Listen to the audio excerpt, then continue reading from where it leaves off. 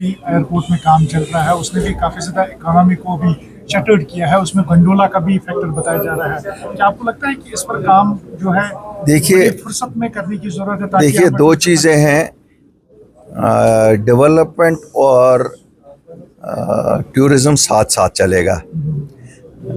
Development करते करते अगर टूरिज्म को रोकाएंगे तो फिर उसका कोई फ़ायदा नहीं है। आजकल अल्लाह के फजल से टेम्परेचर भी ठीक होता है और अब ऐसी फैसिलिटीज़ हैं कि रात को भी काम हो सकता है। तो मैं सरकार से गुजारिश करूंगा कि रात के टाइम में काम किया जाए और दिन को एयरपोर्ट और बाकी इंफ्रास्ट्रक्चर को काम करने दिया जाए, एयरक्राफ्ट्स को लैंड करने दिया जाए। क्यों ये जो 3 बजे के बाद एयरपोर्ट को बंद ये कर देते हैं तो उससे काफ़ी फ़र्क पड़ता है, क्योंकि टूरिस्ट जिसको आना है वो तो नहीं इंतज़ार करेगा। लोग यहाँ इंफ्रास्ट्रक्चर बनाए हुए बैठे हुए हैं, तो इसलिए उनको सोचना चाहिए। और जो अक्टूबर का प्लान आ रहा है कि 15 दिन है, इससे तो बिल्कुल ही हमारी मईशत बैठ जाएगी।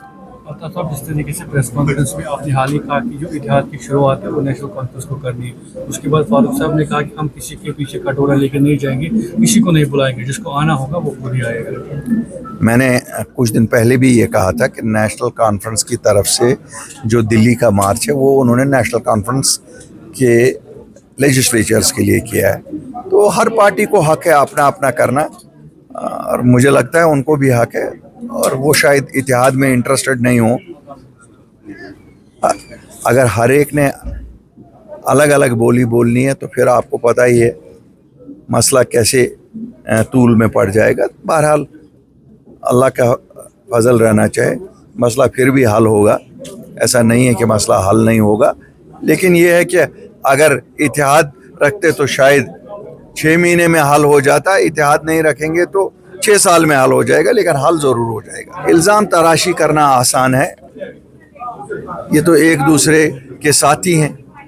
एक ही इतिहाद में PhD में इन्होंने काम किया, तो उस वक़्त भी तो महबूबा मुफ्ती वही थी। ये तो इल्ज़ामों की बात है, ये तो पार्टी पॉलिटिक्स कर रहे हैं वो। बाकी इस हमाम में सभी हम नंगे हैं। अपनी पार्टी शमूलियत करेगी जो मॉनसून सेशन में प्रोटेस्ट होने वाला है? नहीं, वो तो दावत ही किसी को नहीं है। वो तो कहते हैं कि वो उनकी अपनी जमात के लिए, वो उनकी जमात के लिए। जहाँ इतिहाद नज़र ही ना आए वहाँ जाने की क्या ज़रूरत है? मुझे नहीं लगता है वहाँ जाने की ज़रूरत है। बाकी इंशाल्लाह हम अपनी लेवल पे काम कर रहे थे, इससे पहले भी कर रहे थे। 2020 में जब निकले उस वक़्त से कर रहे थे। तब इन्होंने कहा, जब हमने स्टेटहुड मांगा तो इन दोनों जमातों ने कहा ये तो दिल्ली का एजेंडा है।